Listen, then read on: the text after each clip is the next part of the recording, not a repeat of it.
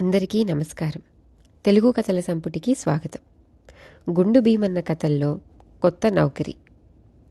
షావుకారిచ్చిన పావలా జేబులో వేసుకొని భీమన్న నడక సాగించాడు. వాడు అడవిదారిన పడి పోతుండగా చీకటి పడింది. ఆ చీకటిలోనే వాడు నడుస్తూ కొంత దూరం వెళ్ళాక వాడికి కొందరు మనుషులు నెత్తిన మూటలు పెట్టుకొని ఎదురు వచ్చారు. వారు నగల వర్తకులు. అడవికి అవతల ఉండే గ్రామంలోని వాళ్ళు. ఆ గ్రామం మీద దొంగలు పడగా ఈ నగల వర్తకులు తమ వద్ద ఉండే వెండి బంగారాలతో పారిపోయి వస్తున్నారు. నగల వర్తకులు ఆ రాత్రికి అడవిలోనే ఉండి పోదలిచారు. వాళ్ళు భీమన్నను చూసి, అబ్బాయి, నువ్వు ఎక్కడికి పోతున్నావో, అవతల ఊళ్ళో దొంగలు పడ్డారు, మేమక్కడి నుంచే పారిపోయి వస్తున్నాం, ఈ రాత్రికి మేమిక్కడే పడుకోవదలిచాం అన్నారు. మీరెవరు అని భీమన్న అడిగాడు. మేము నగల వర్తకులం, మేమీ చెట్ల మీద ఎక్కి పడుకుంటాం, నువ్వు కాస్త కనిపెట్టి ఉన్నావంటే నీకు కొంత ముట్ట చెబుతాం అన్నారు వారు. మీరు చెట్లెక్కండి, నేను మాత్రం కిందనే పడుకుంటాను అన్నాడు భీమన్న. పురుగు పుట్రా వస్తే అన్నారు నగల వర్తకులు. చంపేస్తాను, మరేం భయం లేదు, మీరు మాత్రం నిద్రలో కింద పడిపోకుండా జాగ్రత్త పడండి అన్నాడు భీమన్న. భలేవాడు, గట్టివాడు, ధైర్యశాలి అని భీమన్నను మెచ్చుకుంటూ నగలవర్తకులు చెట్లెక్కి తమ మూటలను చెట్టు కొమ్మలకు తగిలించి తాము పడిపోకుండా గట్టిగా కొమ్మలకు కట్టుకొని నిద్రపోయారు. భీమన్న మటుకు చెట్టు మొదలకు చేరగిలపడి అలాగే నిద్రపోయాడు. ఒక రాత్రివేళ దొంగలు బారుగా నడుస్తూ అటుగా వచ్చారు. ముందు నడిచే దొంగ భీమన్న కాలు తగిలి పడిపోతూ, కొంచెం ఎడంగా రండి, ఇక్కడ ఏదో దుంగ అడ్డంగా ఉంది అన్నాడు. దొంగ కాలు తగలగానే భీమన్న మేలుకొన్నాడు. వాడు కోపంగా, ఏమయ్యా, నన్ను దుంగ అంటావా, నీకు కళ్ళు లేవు అంటూ లేచి నిలబడ్డాడు.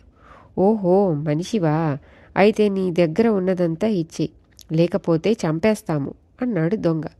ఇస్తాను, కానీ మీరెవరు అన్నాడు భీమన్న. దొంగలం. నీ దగ్గర ఉండేదంతా పైకి తీ అన్నారు దొంగలు.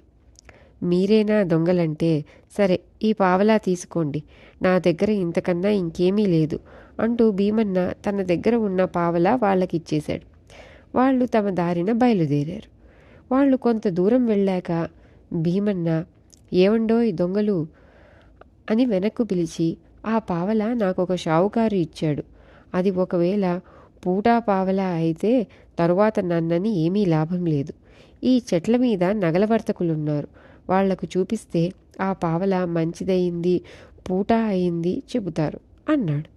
నగలవర్తకులు అన్న మాట చెవిన పడగానే దొంగలకు ఎక్కడలేని ఉత్సాహం వచ్చింది.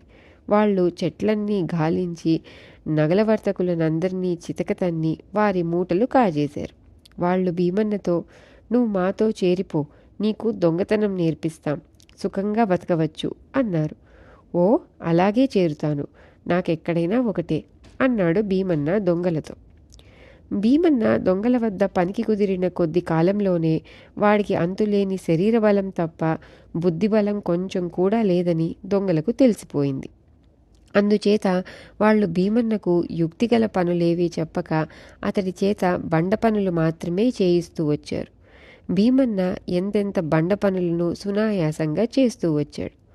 ఒకనాటి రాత్రి దొంగలు ఒక ధనికుడి ఇంట దొంగతనం చేయటానికి భీమన్నను వెంట తీసుకుని బయలుదేరారు. వాళ్ళు యుక్తిగా ఇంటికి కన్నం తవ్వి లోపలికి భీమన్నను పంపుతూ, లోపల కాస్త బరువుగా కనిపించే వస్తువులు మాత్రమే చూసి వాటిని తెచ్చి ఈ కన్నంలో నుంచి మాకు అందించు అన్నారు. వాళ్ల ఉద్దేశం వెలగల వస్తువులన్నీ బరువైన పెట్టెలలో ఉంటాయని. భీమన్న దొంగలు చెప్పిన దానికి సరేనని ఇల్లంతా తిరిగి కనిపించిన వస్తువల్లా ఎత్తి చూశాడు. పెద్ద పెద్ద పెట్టెలు కూడా వాడికి తేలికగానే కనిపించాయి. చివరకు వాడికి వంట ఇంట్లో రుబ్బురోలు కనిపించింది. దాన్ని కదిలిస్తే కదిలింది కానీ ఎత్తపోతే లేవలేదు. ఇదే దొంగలకు కావలసిన వస్తువు, ఎవరైనా సాయం పట్టి భుజానికెత్తితే పట్టుకుపోవచ్చు అనుకుంటూ భీమన్న అటూ ఇటూ చూసేసరికి వంట ఇంట్లోనే మూలకు పడుకొని నిద్రపోతున్న వంటవాడు కనిపించాడు. భీమన్న వాడి దగ్గరికి వెళ్ళి తట్టి లేపుతూ, ఏమండోయ్, కాస్త లేచి ఈ రుబ్బురోలు సాయం పట్టండి అని అడిగాడు. వంటవాడు గాబరా పడుతూ లేచి కూర్చొని, ఎవరు నువ్వు? రుబ్రోలు సాయం పట్టటమేమిటి అని భీమన్నను అడిగాడు. ఇది దొంగలకు కావాలట. వాళ్ళు కన్నం దగ్గర వేచి ఉన్నారు. ఈ రోలు నేనొక్కణ్ణి ఎత్తలేకుండా ఉన్నాను అన్నాడు భీమన్న. వంటవాడు దొంగలు దొంగలు అని కేకలు పెట్టాడు. అందరూ లేచి భీమన్నను పట్టుకున్నారు. ఈ అల్లరి ఆలకించి దొంగలు అప్పుడే పారిపోయారు. ఇంటివాళ్ళు గుండు భీమన్నకు రకరకాలుగా ప్రశ్నించి వాడు వట్టి మట్టి వెధవ అని తెలుసుకొని వదిలిపెట్టేశారు. వాడు దొంగలను వెతుక్కుంటూ వెళ్ళాడు. దొంగలు వాణ్ణి నానా తిట్లు తిట్టారు. వాణ్ణి కొలువులో నుంచి తీసేద్దామనుకున్నారు. కానీ వాడు ఇక మీద బుద్ధిగా ఉంటాననటం వల్ల క్షమించి తమ వెంట ఉంచుకున్నారు. మరొకనాడు దొంగలు ఒక జమీందారు ఇంట దొంగతనానికి బయలుదేరారు. వారి వెంట భీమన్న కూడా ఉన్నాడు. వాళ్ళు ఈసారి కన్నం వేసి భీమన్నను ఇంట్లోకి పంపుతూ, కిందటిసారిలాగా రుబ్రోళ్ళు జోలికి పోకు, ఈ ఇసుక తీసుకో, మిద్దె మీదికి వెళ్ళి అంతటా ఇసుక చల్లు, ఏ వస్తువు మీద ఇసుక పడ్డప్పుడు గలగల శబ్దం అయితే వస్తుందో ఆ వస్తువుని పట్టుకురా అని చెప్పారు. భీమన్న దొంగల వద్ద నుంచి ఇసుక మూట తీసుకొని మిద్దె మీదికి వెళ్ళాడు.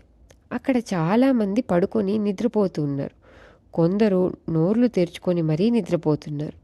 దొంగలు ఇసుక చల్లమన్నారు కదా, ఇసుక చల్లితే అది వాళ్ళ మొహాల మీద నోళ్లలోనూ పడదా అనుకొని భీమన్న గట్టిగా, ఓహోయ్, నేను ఇసుక చల్లబోతున్నాను, నిద్రలు పోయే వాళ్ళంతా ముసుగులు పెట్టేసుకోండి అని కేకలు పెట్టాడు. ఈ కేకలకు అందరూ లేచారు. అల్లరి అయింది. దొంగలు పారిపోయారు. ఇంటివాళ్ళు భీమన్నను కూడా కొంతసేపు అయ్యాక వెళ్ళిపోనిచ్చారు. వాడు మళ్ళీ దొంగల వద్దకు తిరిగి వెళ్ళాడు. ఈసారి భీమన్న దొంగల చేత తిట్లు తన్నులు కూడా తిన్నాడు. వాడు క్షమించమని ప్రాధేయపడ్డాడు. ఇంకోసారి ఇలా చేశావంటే ఏకంగా నీ తల తీసేసిస్తాం, ఒళ్ళు జాగ్రత్త పెట్టుకొని ఉండు అని దొంగలు వాణ్ణి గట్టిగా హెచ్చరించారు. తరువాత ఒక రోజున దొంగలు రాజుగారి దివాణాన్ని కొల్లగొట్టడానికి బయలుదేరారు. ఆ దివాణంలో ధాన్యపు కొట్లు, పశువుల శాలలు, రకరకాల గిడ్డంగులు ఉన్నాయి. ఒక్కొక్క ఇంటినే దోచుకోవటానికి ఒక్కొక్క దొంగ ఏర్పాటయ్యాడు. భీమన్నను మాత్రం దివాణం వెలుపల నిలబడి ప్రమాద పరిస్థితి ఏర్పడితే కొమ్ము బూర ఊదేటట్టు ఏర్పాటు చేసుకున్నారు. ఆ బూర మోత వినగానే ఎక్కడి దొంగ అక్కడి నుంచి జారుకుంటాడన్నమాట.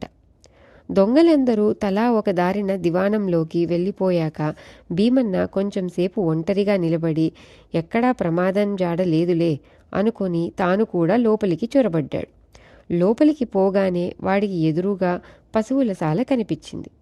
అందులో ఒక దొంగ ఒక ఆవును విప్పటానికి ప్రయత్నిస్తున్నాడు. అది పొగరుబోతు ఆవు.